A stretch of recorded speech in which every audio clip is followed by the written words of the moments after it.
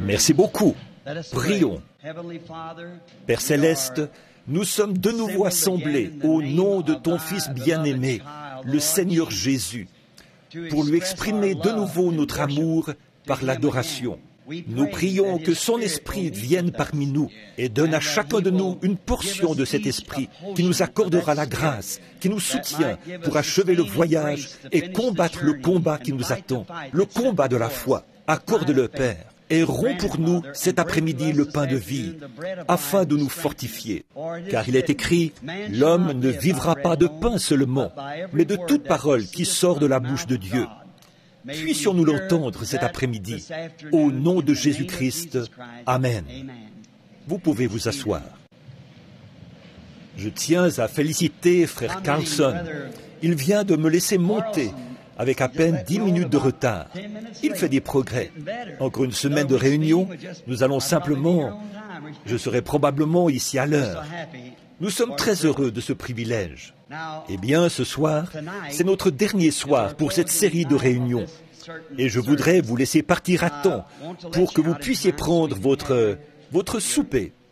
Je sais que beaucoup d'entre vous appellent ça votre dîner. Mais si, là je dîne, quand est-ce que je souperai? Bon, je parlais à un homme. Il a dit, « Oh, frère Branham, il s'agit d'un dîner. » « Oh, vraiment ?» J'ai dit, « Je veux vous prouver que vous faites fausse route. » J'ai dit, « Nous ne prenons pas le dîner du Seigneur, nous prenons son souper. » Alors nous aimons considérer cela comme celui du Seigneur, comme notre souper. Le souper du Seigneur, ce soir-là, pas le matin ni l'après-midi. C'était son souper, il l'a pris le soir. Alors, eh bien, nous voudrions revenir de bonne heure. Ainsi donc, nous ne serons pas en retard ce soir. Frère Carlson me laissera monter à l'heure exacte ce soir. La foi est une ferme assurance des choses qu'on espère. Et je ne sais pas si je peux avoir un peu assez de temps. J'essaierai peut-être de prêcher sur le compte à rebours ce soir, si le Seigneur le veut. En effet, c'est un petit message scientifique que le Seigneur m'a donné pour les derniers jours. Et je pourrais probablement prêcher sur cela ce soir, si le Seigneur le veut. Eh bien, nous avons passé des moments formidables hier soir. Je me suis avancé et j'ai dit, nous n'allons pas prier pour les malades. Et le Seigneur a quand même guéri les malades. Vous voyez? Amen. Il peut nous arriver de dire quelque chose, mais le Seigneur peut changer cela quand il le veut. Vous voyez, il est Dieu. Maintenant, je voudrais lire rapidement les Écritures pour un petit sujet qui, à mon avis, pourrait nous aider cet après-midi. Et donc, s'il me laisse monter à l'heure, j'essaierai de terminer à l'heure. Et ça serait vers 16h30, ce qui serait d'ici une 50aine de minutes. Prenons maintenant le livre des Juges, chapitre 16, et lisons les versets 27 et 28, alors que nous regardons à la parole. La maison était remplie d'hommes et de femmes. Tous les princes des Philistins étaient là. Il y avait sur le toit environ 3000 personnes, hommes et femmes. Regardez Samson jouer.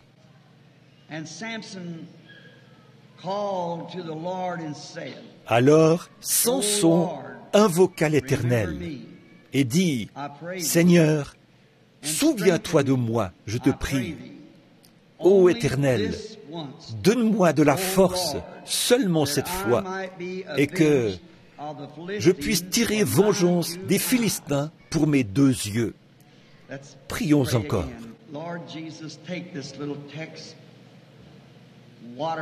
Seigneur Jésus, prends ce petit sujet et abreuve-en l'Église, Seigneur. Nous prions et te le confions au nom de Jésus. Amen.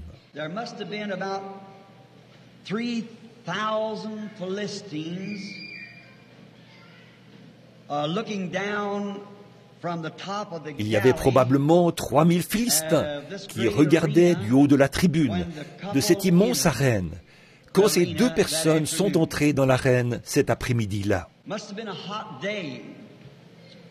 Il devait avoir fait chaud ce jour-là. Ces gens avaient été là toute la journée.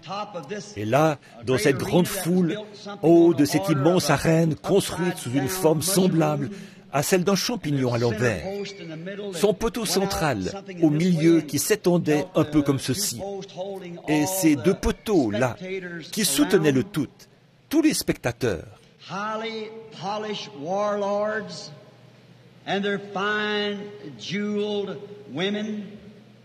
Des chefs de guerre très raffinés étaient là, ainsi que leurs femmes, parées de leurs somptueux bijoux. Tous se penchaient en avant pour voir cet événement particulier, pour bien voir ce qui allait se dérouler. Il y avait eu des préliminaires, tous les divertissements. Ils avaient peut-être eu des petits singes qui avaient exécuté de petits tours. Et ils avaient eu toutes sortes de divertissements, comme le combat, la lutte et des duels peut-être, jusqu'à ce que mort s'en suive, et bien d'autres choses avec lesquelles ils s'étaient divertis toute la journurnée. En effet, c'était un grand jour.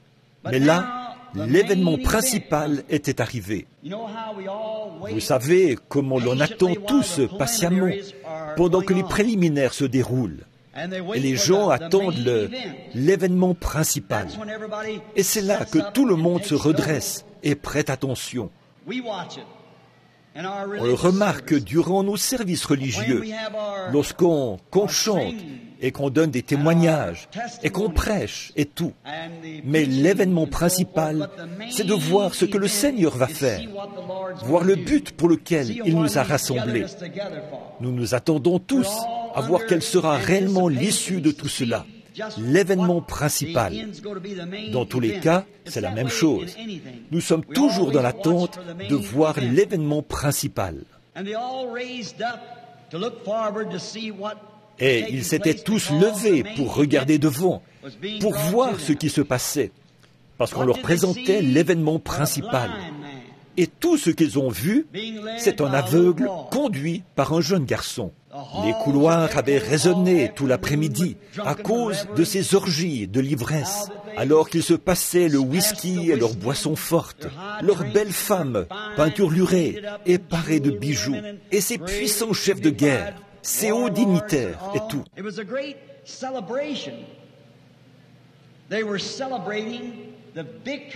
C'était une grande fête. On célébrait la victoire. Oh, je n'aime vraiment pas dire ça. La victoire que Dagon, le dieu poisson, avait remportée sur le serviteur de Dieu. Ça me coûte terriblement de dire cela, mais c'est la vérité. Il célébrait de cette façon-là une victoire sur le serviteur de Jéhovah. Quelle chose honteuse! Des beuveries, des orgies, des femmes peinturlurées et parées de bijoux, et de grands dignitaires. Les feux brûlaient sous le dieu poisson. Quelle grande fête cela devait être!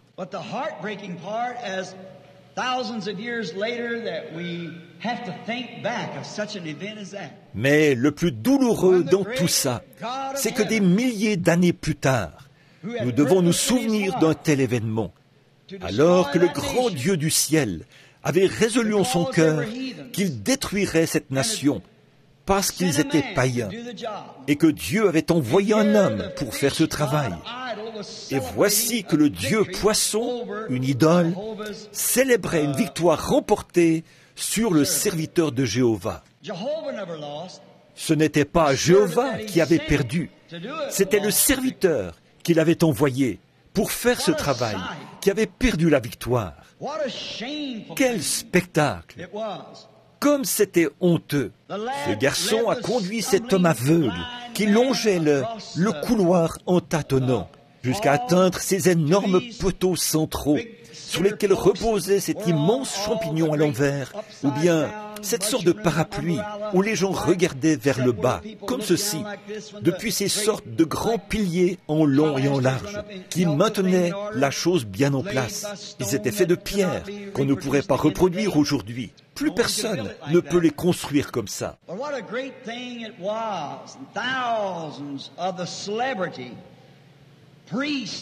Mais quelle chose gigantesque c'était là. Il y avait des milliers de prêtres de renom, au torse bien bombé, qui avaient servi une idole, avec toutes leurs cérémonies et leurs rituels adressés à leur idole pour avoir vaincu Jéhovah. Quel grand jour c'était là. Ils buvaient, s'adonnaient à des orgies et se conduisaient n'importe comment. Et voici venir le serviteur de Jéhovah, aveugle, tâtonnant, conduit par un jeune garçon vers ce grand poteau pour amuser la galerie. L'événement principal, c'était de se moquer du but établi par Jéhovah, de détruire la nation. Et voilà que la nation avait capturé la chose même que Dieu avait placée pour les détruire, et là, il l'avait vaincu et se moquait de lui. L'événement principal de leur célébration. Ça vous arrache presque le cœur d'avoir à regarder cela, n'est-ce pas ? De penser à ce qui a pu. Cette histoire n'aurait vraiment jamais dû être racontée, mais elle a probablement été racontée pour notre instruction, à nous, écrite comme ça. Broken, standing now defeated, right between the two posts that held the building. What a symbol that is. Humilié, brisé, il se tenait là, vaincu, entre les deux poteaux qui soutenaient l'édifice. Quel symbole c'est de l'Église d'aujourd'hui? Quel symbole c'est d'une race déchue qui s'est livrée au monde et à la chose même que nous sommes censés vaincre.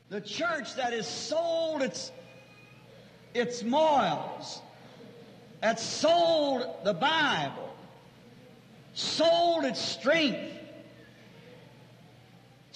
l'Église qui a vendu sa moralité, qui a vendu la Bible, qui a vendu sa force, qui a aussi livré son épée et qui se tient là humiliée, à l'heure où les signes annonciateurs de la venue de Jésus-Christ sont proches, alors qu'elle devrait être lavée, sans tache ni ride, et se tenir debout pour accueillir son époux. Quel tableau nous avons sous les yeux, un symbole de la déchéance morale qu'il y a sur la nation, cette nation. Et j'essaierai de ne pas trop m'attarder sur mes références bibliques pour pouvoir terminer rapidement. Mais je pourrais symboliser cela avec l'Église, avec la nation, avec la politique, et avec tout ce sur quoi on peut mettre la main aujourd'hui, hormis la Bible de Dieu. Moralement déchue, la race humaine en soi, elle est dans un état lamentable.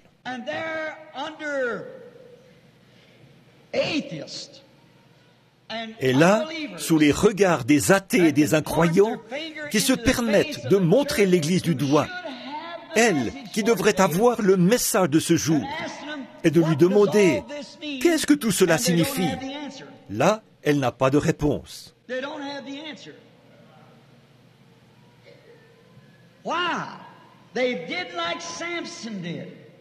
Elle n'a pas de réponse. Pourquoi? Elle a agi comme Samson. Elle a capitulé.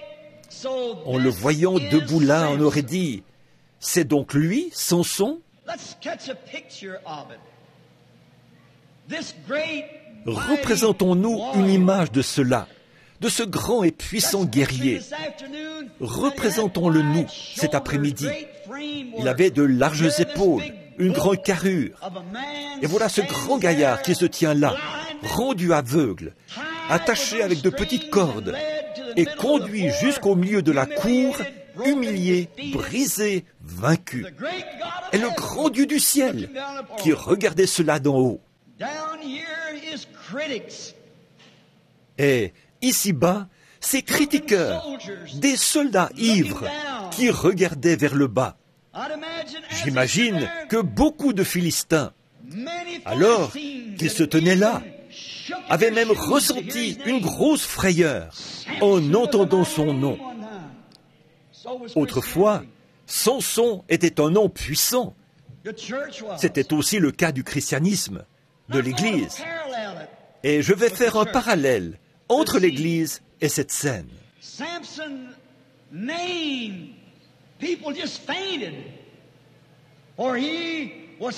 Dès qu'on prononçait le nom de Samson, les gens s'évanouissaient, car ils n'avaient jamais vu un tel homme. Sa force surpassait tout ce qu'il y avait jamais eu dans le monde. Rien de ce qu'ils avaient ne pouvait l'égaler. Beaucoup se souvenaient de lui alors qu'ils le regardaient, se tenant là dans cet état. Beaucoup le regardaient depuis les tribunes et se souvenaient l'avoir vu dans une autre position. Un jour, comme il se tenait là, une mâchoire de mulet à la main, et 1000 Philistins gisant autour de lui, alors que les autres s'étaient enfuis vers les rochers pour s'y abriter. Il se tenait là, il leur faisait signe du doigt.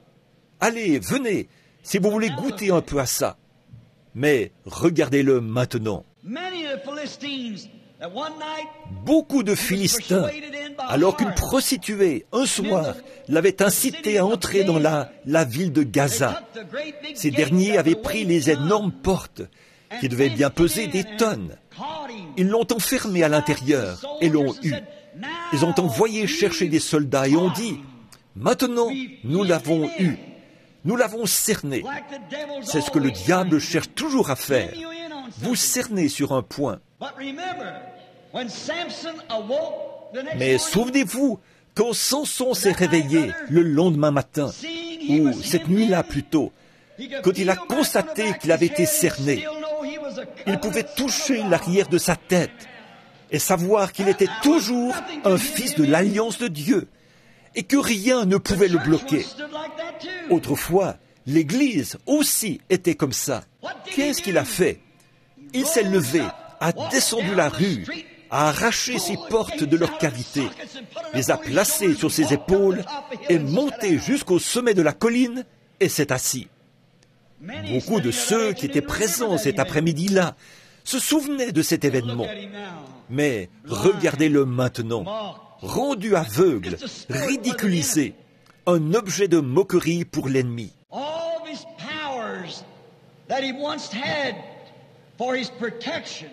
Toute la puissance qu'il avait autrefois pour sa protection, pour accomplir la mission que Dieu lui avait confiée, le but pour lequel il était né dans le monde, il en avait été dépouillé par une femme. Je pense que la même chose pourrait s'appliquer aujourd'hui. Une femme qui prétend être l'épouse de Christ et qui repose son enseignement sur une coupe remplie des impuretés de ses abominations, de ses fornications. Elle a versé de la coupe de ses fornications dans la bouche de l'Église de Dieu, qui était suscitée pour accomplir ses signes et ses prodiges, selon le dernier commandement de Jésus dans Marc 16. Et nous voyons qu'elle a pris le petit groupe fidèle de Dieu, qu'elle les a organisés ensemble, exactement comme elle l'avait elle-même fait, et qu'elle les a dépouillés. Ils renient ceux qui ont fait la force. Ils renient le Saint-Esprit. Ils renient la puissance de parler en langue.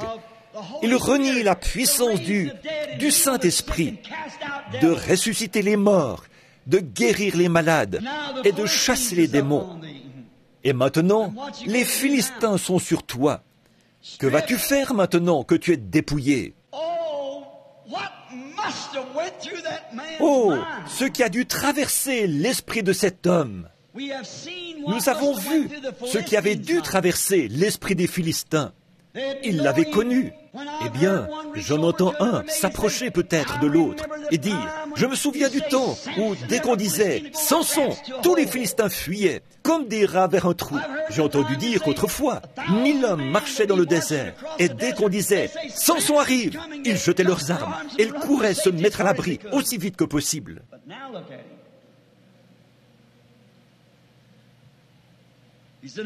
Mais regardez-le maintenant. Il est dans un état lamentable, attaché. Tout ça parce qu'il a fait des compromis avec une femme. Voilà pourquoi elle l'a dépouillé de sa puissance.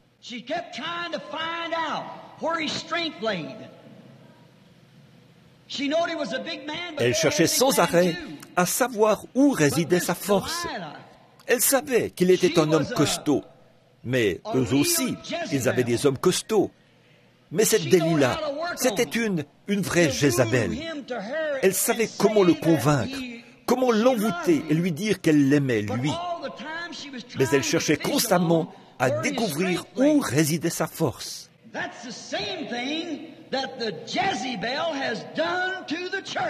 Et c'est exactement ce que cette Jézabel a fait à l'Église. Elle a cherché jusqu'à ce qu'elle trouve où résidait cette force. Et la force est dans la parole. La parole est Dieu. Et elle a fini par trouver où cette force résidait. Alors, elle a emmené l'Église à Nicée, à Rome, et a rasé ses tresses. Et maintenant, elle ôte de l'Église ce qu'il en reste. Elle la ramène au Conseil mondial des Églises. Elle lui rase de nouveau les tresses. C'est un rasage continuel. Elle lui ôte ceci, et ceci ne veut pas dire cela. Les jours des miracles sont passés. Il n'existe rien de ceci, cela ou autre chose. Ils ont trouvé où résidait sa force. En substituant les baptêmes, les poignées de main et toutes ces autres choses à la vraie parole de Dieu, qui est sans mélange. Cette parole est Dieu. Elle a été donnée à son Église pour vaincre le monde, les démons, la maladie, et pour chasser les démons. Et ce n'est en aucun cas une dénomination qui a été donnée à l'Église. C'est la parole qui a été donnée à l'Église. Voilà sa force. Mais eux, ils ont retranché ceci, ils ont retranché cela, et ont rasé cette tresse-ci, et ont rasé cette tresse-là, si bien qu'aujourd'hui, l'Église est complètement rasée, comme une sœur catholique. On l'a tellement rasée qu'elle a accepté comme doctrine un tas de credos faits de main d'homme.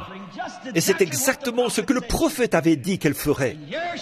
Et voilà qu'elle se tient là, aujourd'hui, humiliée. Alors que le Dieu du ciel a choisi des pécheurs ignorants et autres, et qu'il est descendu en eux et a prouvé cela, qu'il reste toujours Dieu. Et elle n'arrive pas à donner une réponse à son assemblée face à tout cela, parce que ça, ce n'est lié à aucune dénomination. Et l'Église se tient là, humiliée, alors qu'elle aurait dû se tenir dans sa force. Si seulement l'Église aujourd'hui se tenait comme elle l'a fait au jour de la Pentecôte, si seulement l'Église aujourd'hui se tenait comme à l'époque d'Irénée, et à l'époque de Saint Martin, ou à l'époque de Polycarpe, quand l'Église, plutôt que de défier la moindre parole de Dieu, s'avançait droit vers la mort. Irénée, Martin, tous ces hommes-là s'en sont tenus fermement à ce baptême d'eau au nom de Jésus-Christ. Chacun d'eux s'en est tenu fermement à ce baptême du Saint-Esprit, aux prophètes, aux signes et aux prodiges. Et elles s'en sont éloignées aujourd'hui. Qu'est-il arrivé ? Delilah a découvert où résidait cette force. Et si jamais elle parvenait à éloigner ses séminaires de cette parole pour les diriger vers une théologie faite de main d'homme, elle réussirait à les avoir. Il serait alors facile de les lier pour les emmener dans le Conseil mondial des Églises, ce conseil œcuménique. Vous dites, vous n'avez pas le droit. Je suis quand même citoyen américain. J'ai droit à la liberté d'expression. C'est vrai, certainement que je le suis. Remarquez, c'est l'exacte vérité. Oh, ce qu'il a dû ressentir, ce qui a traversé l'esprit de cet homme, alors qu'il se tenait là, aveugle. Or, Jézabel savait, ou plutôt, pas Jézabel, mais Delilah, elle savait que si elle parvenait simplement à lui crever les yeux, ça réglerait l'affaire. Et c'est exactement ce que la Delilah de ce dernier jour a fait à l'Église. Elle lui a crevé les yeux à la promesse de Dieu. Et elle vous a vendu une certaine dénomination intellectuelle de grande envergure.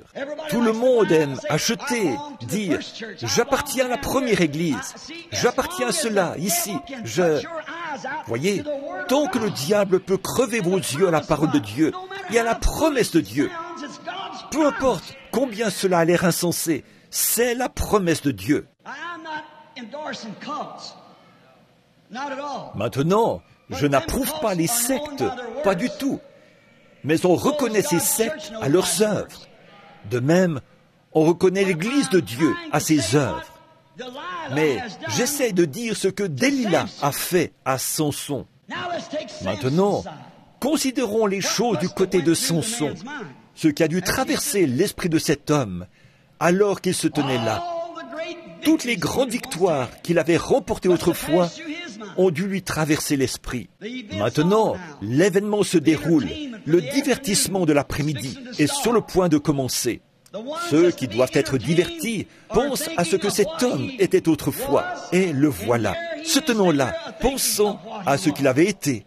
Mais à cause d'une femme qui l'avait attiré, le tableau avait changé comparativement à ce que ça aurait dû être. Dieu avait suscité Samson pour détruire cette nation. C'était ça le but même pour lequel il avait été suscité. Si seulement Dieu peut trouver un seul homme, voilà tout ce dont il a besoin, d'un seul homme qui peut s'abandonner entièrement à lui. Il n'a pas besoin d'une armée. Il ne s'est jamais servi de ça. Il ne se sert que d'un homme. Or, Samson avait donné sa force à Dieu pour qu'il l'utilise.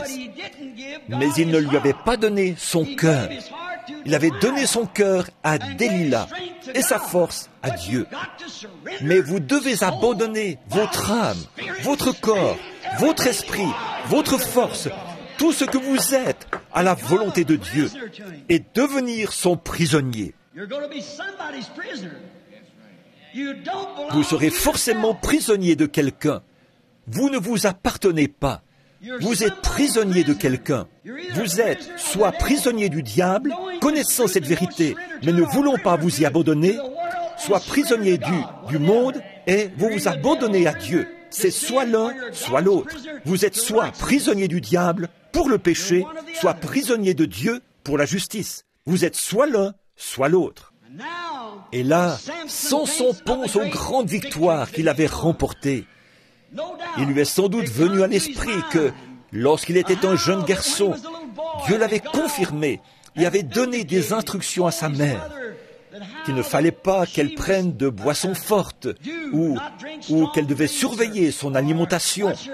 Elle allait enfanter un naziréen. Et sa mère lui peignait les cheveux en lui disant « Mon fils, ces tresses sont une alliance avec Dieu. C'est là que résidera ta force. Ne divulgue jamais cela. Ne divulgue jamais ton secret. Ne le livre jamais. Quoi que tu fasses, garde-le. » Jésus-Christ a dit à l'Église, « Les cieux et la terre passeront, mais ma parole ne passera jamais. Et quiconque en retranchera une seule parole, ou y ajoutera une seule parole, sa part sera retranchée du livre de vie. » L'Église devrait y réfléchir maintenant, alors que nous sommes dans ce chaos, en cette heure qui précède la venue du Seigneur Jésus d'un moment à l'autre pour un enlèvement.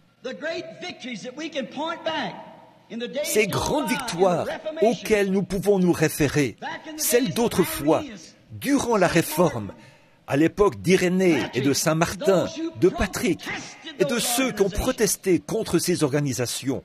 Et quand Luther est sorti et qu'il a protesté contre cette première organisation, l'Église catholique, le groupe qui l'avait suivi a fait marche arrière et s'est organisé après lui. Quand John Wesley est sorti de l'anglicanisme, et dès que Wesley est parti, ils se sont organisés juste après lui. Et des pentecôtistes du début sont sortis des dénominations. Ça, c'était pour vous un terme blasphématoire. Mais comme un chien qui retourne à ce qu'il a vomi, et une truie à son bourbier, vous êtes retourné directement à la chose que vous êtes censé vaincre. Vous êtes né pour vaincre cela. Alléluia.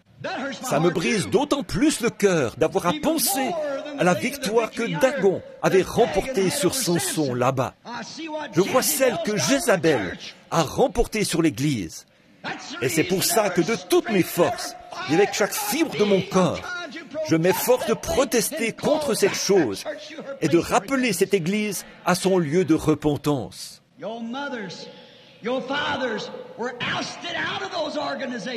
Vos mères, vos pères ont été mis à la porte de ces organisations. Ils en sont sortis et ont protesté contre elles. Et voici que leurs enfants ont fait demi-tour et sont retournés à la chose d'où ces derniers étaient sortis. Voilà bien le portrait de Samson, de ce que Delilah a fait. Nous devrions vraiment laisser les pensées de ces grandes victoires traverser notre esprit. Je n'ai pas le temps d'aborder tout ça si je veux tenir ma parole envers vous. Et Dieu l'avait suscité dans ce but. Et le voilà qui se tient entre ces deux poteaux, rendu aveugle, vaincu, humilié. Il restait le même grand gaillard qu'il avait toujours été, mais sa force avait disparu.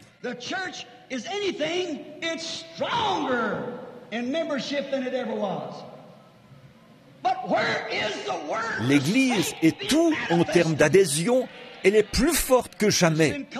Mais où est la parole, la force manifestée? Elle vous a été ôtée par vos organisations qui rasent la puissance. Il avait manqué à ses engagements vers Dieu. Non seulement avait-il manqué à ses engagements vers Dieu, mais il avait manqué à ses engagements envers son propre peuple. Il était un fiasco complet. Dieu l'avait suscité pour qu'il détruise la nation même dont il était maintenant le prisonnier. Et voici la dernière organisation de l'Église, la Pentecôte. Cet après-midi, elle est tout aussi vaincue que l'était Samson. Peut-être ne le croirez-vous pas, mais si vous voulez bien ouvrir votre esprit à la parole, vous verrez que c'est la vérité. On lui faisait faire des tours pour divertir. Comme je l'ai dit une fois, il n'y a pas longtemps, ces hommes d'affaires du plein évangile, que j'aime bien, dans leur magazine, ils ont écrit « Révérend Saint-Père un tel ». Pauvres pentecôtistes, illusionnés et aveugles, qu'est-ce qui ne va pas chez vous? Ne savez-vous pas que notre Sauveur a dit « N'appelez personne sur cette terre Père ».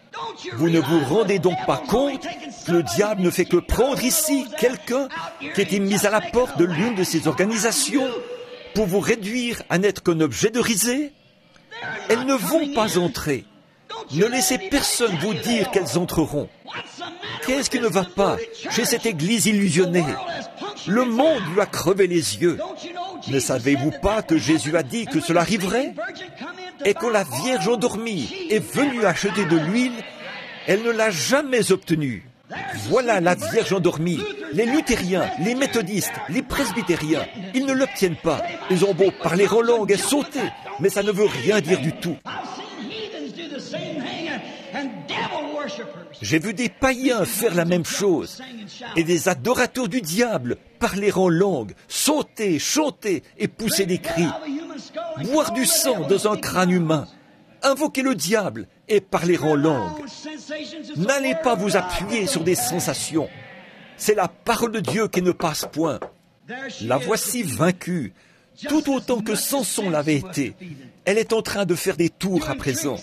Satan se lève et se moque d'eux. Il dit, regardez, ils prétendent croire la Bible. Regardez. Il dit à tous les anges du ciel, regardez, regardez.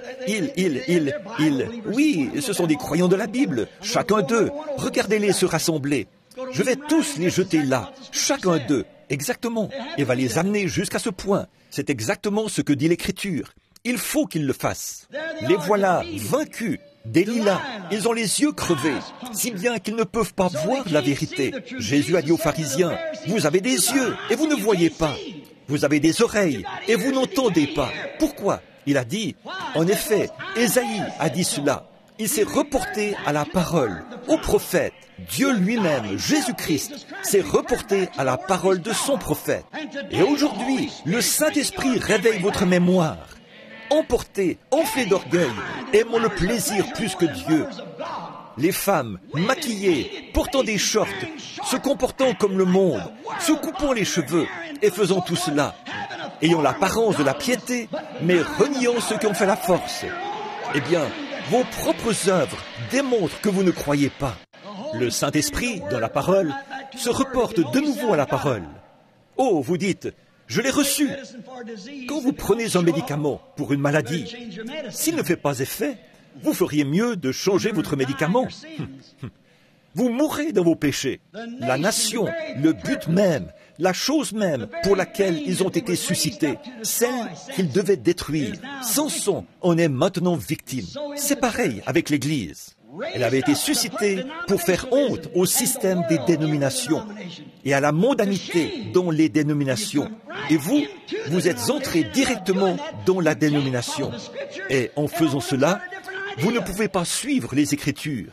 Chacune d'elles a une conception différente. Vous avez alors perdu votre force. Ce démon d'aveuglement, il a laissé les charmes d'une femme le détourner de la parole de Dieu. Maintenant vous dites, frère Branham, il ne s'agissait pas de cela. Oui, il s'agissait bien de la parole de Dieu. Delilah a détourné Samson de la parole de la promesse. De même, la Jézabel d'aujourd'hui a détourné l'Église. Elle a attiré pour l'éloigner de la parole de la promesse. La sainte Bible de Dieu. Oh, c'est la même chose. C'est exactement la même chose. Qu'ont-ils fait? Ils ont donné accès à Jézabel. C'est ce qui est dit dans Apocalypse 17. Apocalypse chapitre 17. L'Église catholique est représentée là. Et elle vous confirme qu'il s'agit bien d'elle. Leur propre livre le dit. Ils ne se jettent pas. Combien parmi vous ont déjà lu leurs propres écrits? Vous savez que c'est vrai. Ils disent que l'Église catholique est représentée là. C'est vrai. Et souvenez-vous, elle était la mère des prostituées. Elle était une prostituée et la mère des prostituées. Vous voyez, ce devaient être des églises, pas des garçons. C'était des filles, des églises protestantes. Une mère de prostituées. Dès qu'elles se sont organisées, elles ont fait la même chose que cette dernière avait faite là. Elles se sont dépouillées de la parole. Elles doivent suivre les instructions d'une certaine organisation. Je sais que ceci n'est pas populaire, mais c'est la vérité. Je n'ai pas le soutien de grandes émissions de radio et de grandes émissions de télévision. Que Dieu m'aide à ne jamais la voir. Je ne désire qu'une seule chose, et c'est le soutien de Jésus-Christ par sa parole. Qu'il confirme que je dis la vérité par sa parole.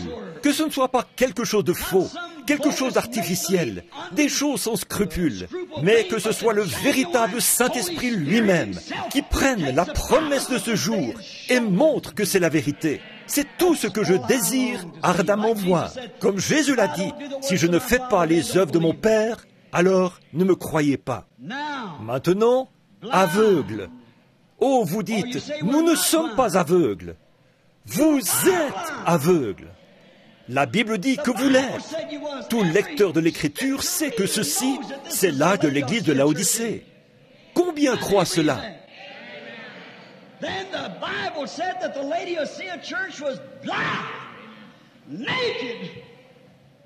Alors, la Bible dit que l'Église de Laodicée est aveugle, nue, et qu'elle ne le sait pas. C'est ce qui est grave. Elle ne le sait même pas. Elle est pire que tous les autres âges de l'Église réunis. Le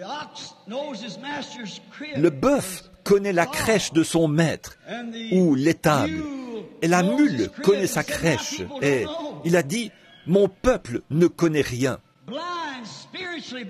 Aveugle, spirituellement aveugle. Aveugle à quoi? À la parole de Dieu. Tout aussi aveugles qu'ils peuvent l'être. Ils ne veulent pas voir cela. Et si vous leur dites ces choses, ils répondent « Oh oui, je compte bien le faire. » Mais pas un seul d'entre eux ne le fait. Ils ne peuvent pas le faire. Et garder leur association dans une organisation. Automatiquement, ils se feront virer. La voilà. Delilah lui a rasé les tresses. Maintenant, il a les cheveux coupés. Comme les femmes qui sont là-dedans, c'est la même chose. Maintenant, regardez-les, vaincus, tout comme elles l'étaient autrefois.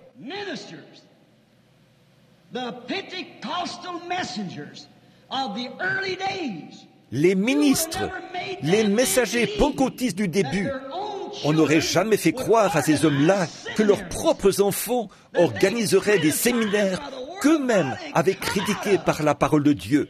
Et d'où ils étaient sortis? C'est vrai. Qu'avons-nous obtenu par ces séminaires?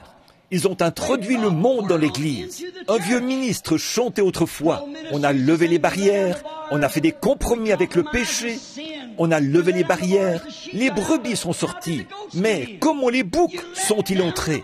Vous avez levé les barrières. Vous vous êtes éloigné de la parole. Quand Ève a levé les barrières au raisonnement intellectuel de Satan, la mort est entrée. Et les barrières avec lesquelles Dieu l'avait barricadé, c'était sa parole de la promesse. Et nous avons substitué autre chose, un credo à la place de la parole. Amen. Vous savez que c'est la vérité. Qu'est-ce que nous avons, nous les pentecôtistes, aujourd'hui? Trop de Ricky. Ce terme, Elvis et Ricky, ça ne s'était jamais entendu à d'autres époques. C'est un terme, c'est le nom associé à cette époque.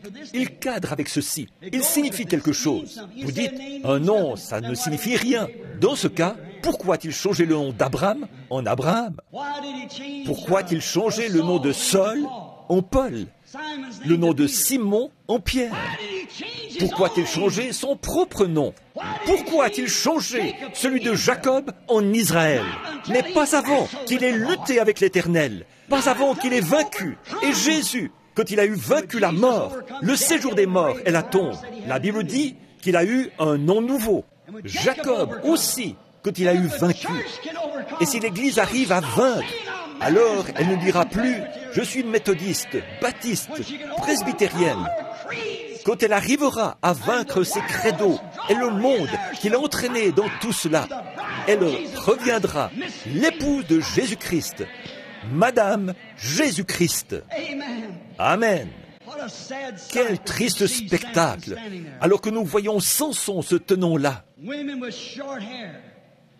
Les femmes aux cheveux courts, qui portent des shorts, au visage maquillé, des pentecôtistes qui se disent chrétiennes. Elles chantent dans la chorale. Il n'y a pas longtemps, j'étais dans l'assemblée de Pentecôte, dans une grande ville où habite un grand homme célèbre. Et les réunions avaient pris une telle ampleur que j'avais dû les déplacer vers un grand endroit. Et ils avaient la chorale pentecôtiste sélectionnée. Et ils étaient bien loin de se douter que j'étais là, derrière les rideaux, en train de prier. Et là, chacune des filles qui étaient dans ce rang, environ 35 filles et 35 garçons, a chanté le Messie, était maquillée et avait les cheveux coupés.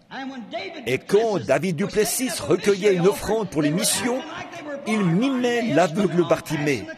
Il courait en faisant passer le bol. Voilà les petits-enfants pentecôtistes. Ça, ce n'est pas un serviteur de Dieu pentecôtiste qui a le baptême du Saint-Esprit. Le Saint-Esprit ne ridiculise pas sa propre parole. Il ne peut pas le faire et demeurer le Saint-Esprit. Mais c'est là que vous vous êtes retrouvés. Oh, Samson a commencé à réfléchir un peu. Souvenez-vous, ces bandes sont enregistrées et envoyées dans le monde entier. Je ne m'adresse pas seulement à ce groupe ici présent. Samson s'est mis à réfléchir à ses erreurs. Oh, il s'est mis à penser à ce qu'il était autrefois. Vous, pentecôtistes, pensez à ce que vous étiez il y a 1900 ans. Vous, l'Église, les catholiques, les protestants, pensez à ce que vous étiez il y a 1900 ans et regardez ce que vous êtes aujourd'hui. Examinez cela un instant. Il ne me reste qu'environ 8 minutes pour tenir parole. Remarquez. Mais alors qu'il se tenait là, il a pleuré. Il s'est mis à réfléchir à ses erreurs. Lorsqu'il s'est mis à penser à ce qui lui était arrivé, il était aveugle. Donc, il ne pouvait plus voir. Lui, il avait accepté autre chose. L'amour pour cette femme, c'est ce qui a eu raison de lui. Par la suite, elle lui a tourné le dos. Oh, quel piège dont je pourrais parler ici, que Satan a tendu à l'Église. Il suffit d'aveugler vos yeux à la vérité. Et là, voilà, on vous a eu. Et si seulement vous le saviez, un de ces jours, Dieu va vous prouver cela, ce qu'est la marque de la bête. Ah oui, remarquez, mais une fois aveuglée, elle se tient là. Et il se tenait là. Et il a commencé à se souvenir de ces choses, de ses erreurs, là où il s'était détourné du chemin étroit et resserré, là où il s'était éloigné de la promesse de Dieu.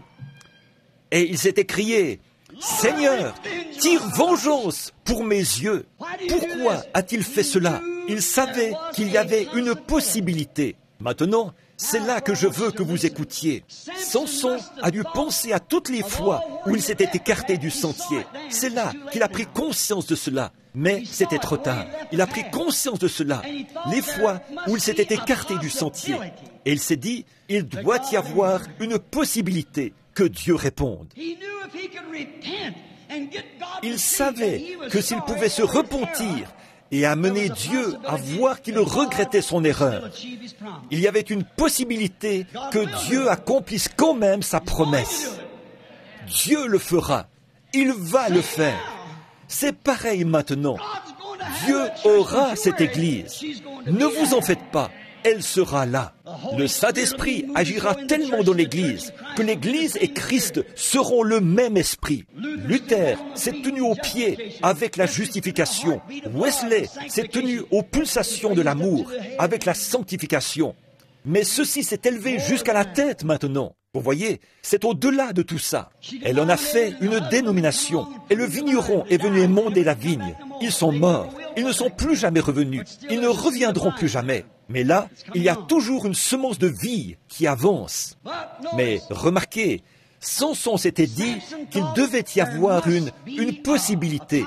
Il l'avait saisie.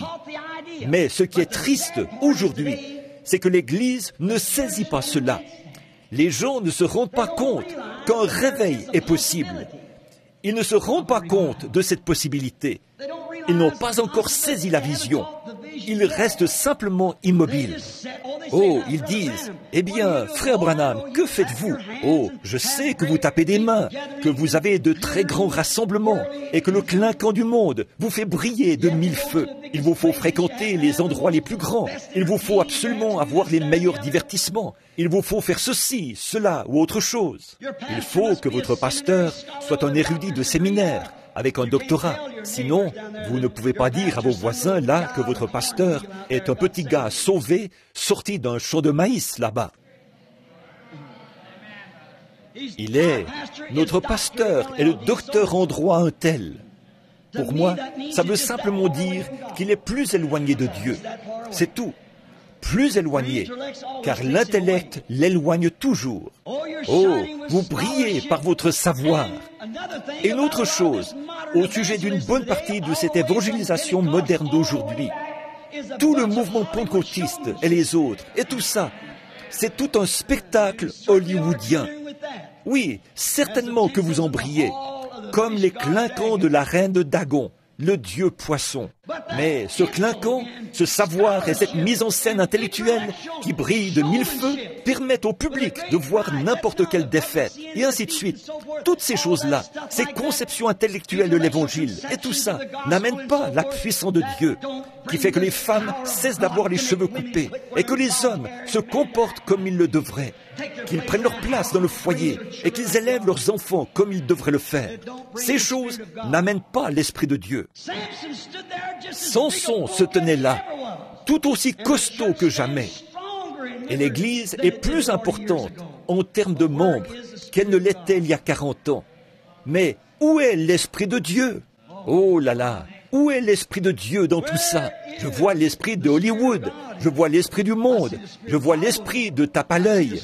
Ça entre par une oreille et ça sort par l'autre. Je prêche contre ces choses depuis 15 ans, mais ça se dégrade toujours plus.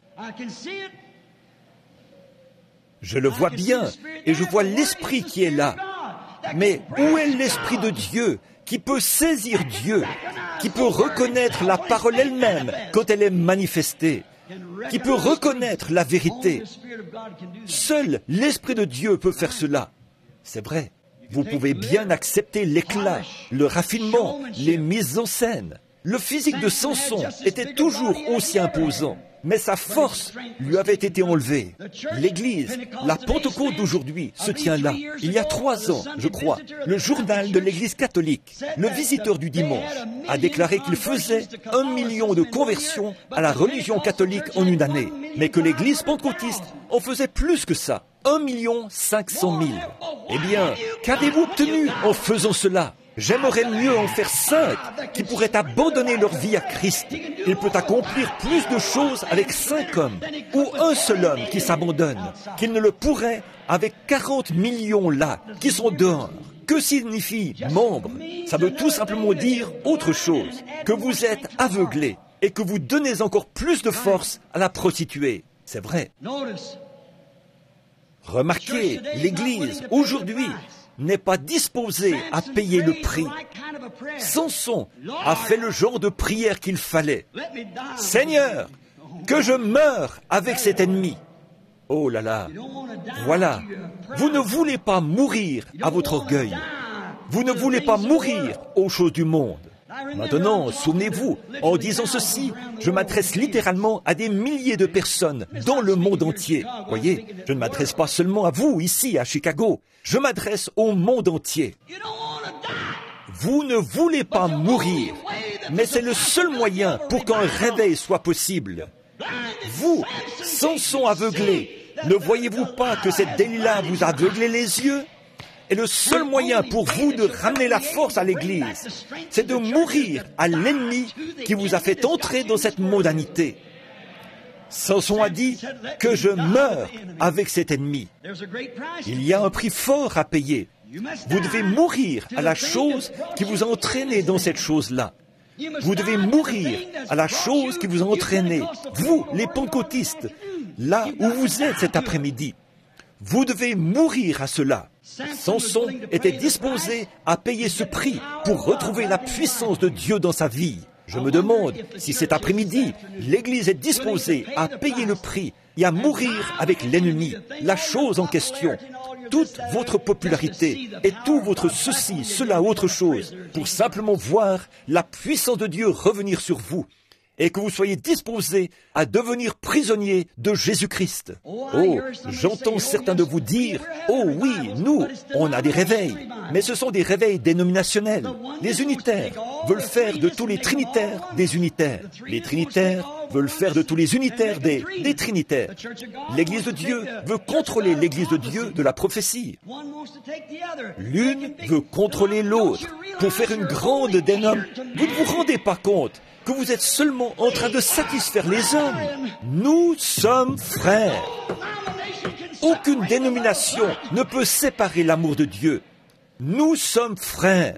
À ceci, tous connaîtront que vous êtes mes disciples, si vous avez de l'amour les uns pour les autres. Vous dites, dans ce cas, pourquoi criez-vous contre eux ?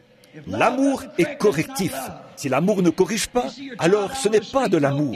Si vous voyez votre enfant là dans la rue et que vous ne lui donnez pas une petite stimulation du protoplasme postérieur, vous n'êtes pas un bon papa. Mais une vraie mère ou un vrai papa lui donnera une fessée, lui fera savoir qu'il doit quitter la rue ou périr. Ça, c'est le véritable amour.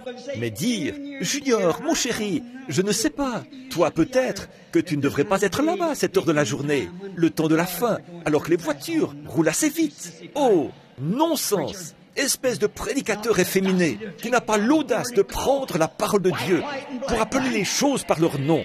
Noir, c'est noir, et blanc, c'est blanc. Le bien, c'est le bien, et le mal, c'est le mal. Pourtant, c'est ce qu'ils font. Oui, on a des réveils, d'accord. Mais regardez la moralité que vous avez après ces réveils. Ça ne les change pas du tout. Chaque fois, ils s'éloignent encore plus de Dieu pour se diriger vers le monde. Remarquez, Samson savait ce qui allait se passer si sa prière était exaucée. Mais nous n'avons pas encore calculé ce qu'il nous en coûtera. Que se passera-t-il si Dieu exauce votre prière de devenir un vrai, un authentique enfant de Dieu? Vous savez que votre dénomination, pour vous, ce sera terminé. Et ces femmes avec lesquelles vous jouez au bridge et tout ça, oh non, pour vous, tout ça, ce sera terminé. Vous feriez mieux de calculer ce qu'il vous en coûtera pour commencer. Mais Samson a dit que je meure. Il était disposé à payer le prix. Et il savait, maintenant, écoutez bien cette observation, il savait que sa condition rétrograde actuelle n'aurait jamais pu répondre aux défis de cette heure-là. Pourtant, quant à ses muscles, il était un homme, tout autant qu'il était autrefois. Sa carrure était tout aussi imposante que jamais. Ses muscles étaient tout aussi gros qu'ils l'étaient autrefois. À n'importe quel moment, il pouvait gonfler les muscles de ses bras. Ils étaient probablement plus gros qu'avant, parce qu'il avait broyé le fait de plus dur labeur. On a de meilleures églises, de meilleurs bâtiments, et tout ça. Mais où est notre force d'un point de vue spirituel? Oh, on pourrait faire un vote dans la nation. Bien sûr, on pourrait faire ces choses, mais ce n'est pas de ça que je parle. Je parle de la présence de Dieu reconnue parmi nous. Voilà ce qui devrait être notre raison de vivre. Il savait que son état de rétrograde ne pouvait pas répondre aux défis de cette heure-là. L'Église aussi est consciente de cela maintenant. On ne peut pas y arriver dans cette condition. Vous ne pouvez pas y arriver. La dénomination ne peut pas confirmer la parole. Elle nie la parole. La dénomination en soi nie la parole dès lors qu'elle devient une dénomination.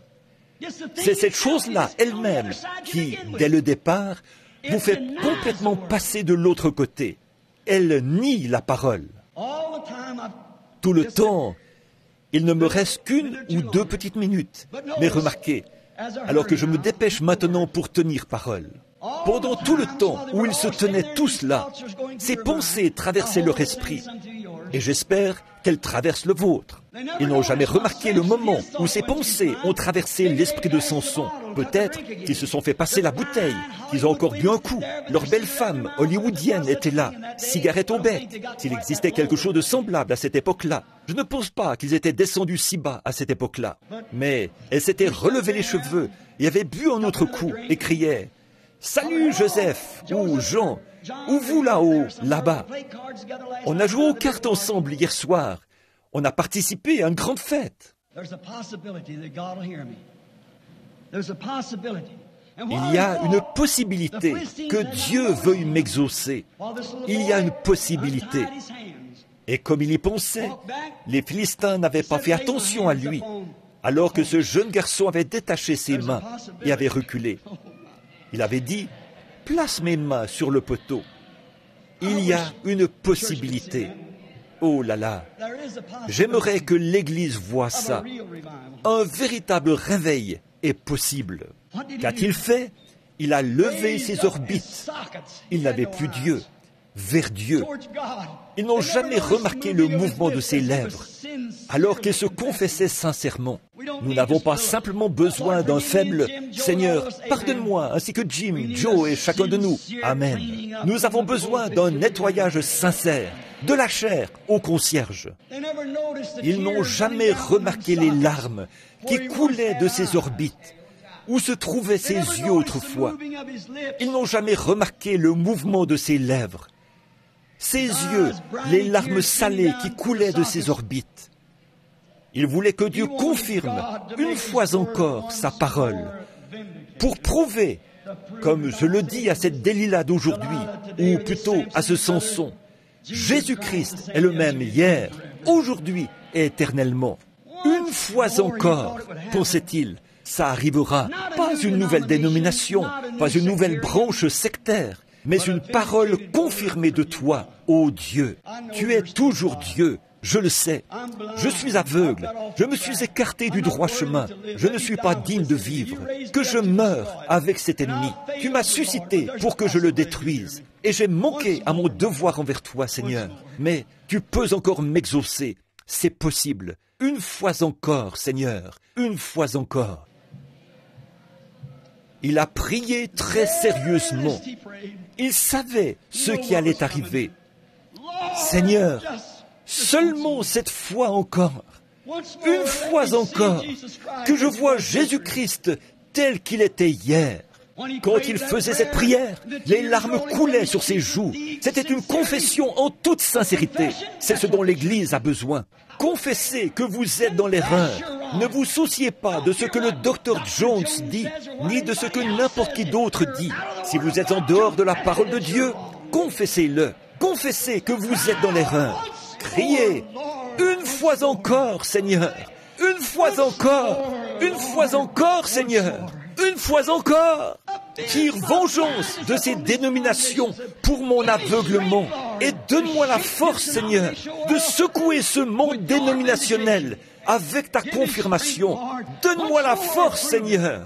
Démontre-le une fois encore. Il savait ce qui allait se passer si sa prière était exaucée. Il le savait et très sérieusement il a crié « Une fois encore, Seigneur !» Et comme il priait et qu'il faisait son honnête confession, chaque fibre de son corps a commencé à vibrer. Oh Dieu, si seulement le corps de Jésus-Christ pouvait être uni et que chaque fibre et chaque membre se mettent à vibrer de nouveau par le véritable baptême du Saint-Esprit, pas par de nouveaux membres, ni par une poignée de main, ni par un quelconque credo.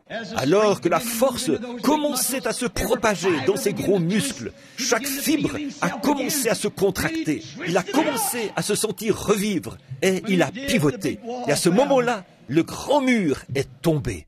Tout ce que nous devons faire aujourd'hui pour voir ces murs dénominationnels tomber, c'est de devenir profondément sincères devant Dieu, pour guérir ces yeux aveuglés qui ont été rendus aveugles à la parole de Dieu.